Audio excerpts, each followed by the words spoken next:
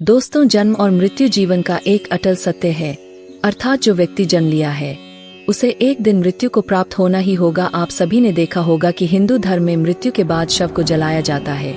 साथ ही आपने यह भी देखा होगा कि अगर किसी की मृत्यु सूर्यास्त के बाद होती है तो उसका दाह संस्कार अगले दिन किया जाता है, रात को नहीं। ऐसे में आपने गौर किया होगा कि किसी परिवार में अगर किसी की मृत्यु शाम के बाद होती है तो उस शव को रात भर अकेला क्यों नहीं छोड़ा जाता। इन सारी बातों को हम विस्तार से बताने वाले, तो इस वीडियो को अंत तक जरूर देखें, क्योंकि मैं आपको इसी सवाल का जवाब बताने वाला हूं जिसका वर्णन गरुड़ पुराण में विस्तार से किया है।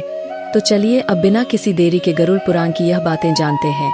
मित्रों, हमारे धर्म में मृत्यु के बाद शव को अकेला क्यों नहीं छोड़ा जाता, यह बताने से पहले हम आपको यह बता देते हैं कि कब कब अथवा किन परिस्थितियों में शव का अंतिम संस्कार नहीं किया जाता या फिर कुछ समय के लिए टाल दिया जाता है। मित्रों, आपको सबसे पहले बता दूं कि हिंदू धर्म में अगर किसी की मृत्यु सूर्यास्त के बाद होती है तो उसके शव को रात भर घर पर ही रखा जाता है और अगले दिन उसका दाह संस्कार किया जाता है।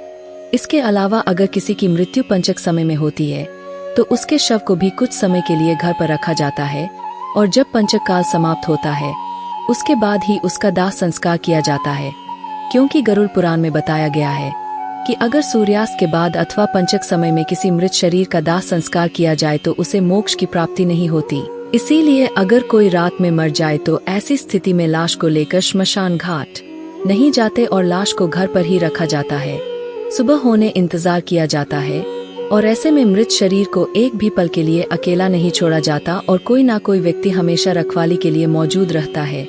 मृत शरीर को अकेला नहीं छोड़ने का सबसे बड़ा कारण है कि अगर सबको अकेला छोड़ दिया जाए तो हो सकता है कि कुत्ते बिल्ली जैसे जानवर उसे नोच खाए। और गरुड़ पुराण की माने तो ऐसे में मृत आत्मा को भी जब यमलोक के मार्ग में ऐसे ही यातनाएं सहनी पड़ती है। साथ ही ऐसा भी माना जाता है कि अगर शव को अकेला छोड़ दिया जाए तो इससे गंध आने लगती है।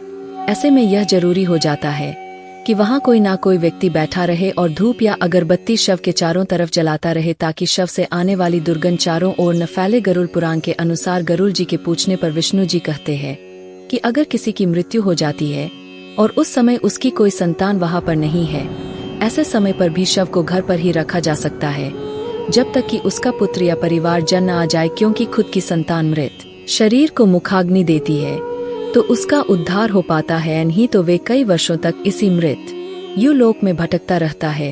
इसके बाद विष्णु जी बताते हैं कि सूर्यास्त के बाद अगर किसी मृत शरीर को जला दिया जाए अर्थात उसका अंतिम संस्कार कर दिया जाए तो वह मृत आत्मा असुर दानव अथवा पिशाच योनि में जन्म लेती है, जहां उसे कई तरह के कष्ट सहने पड़ते हैं।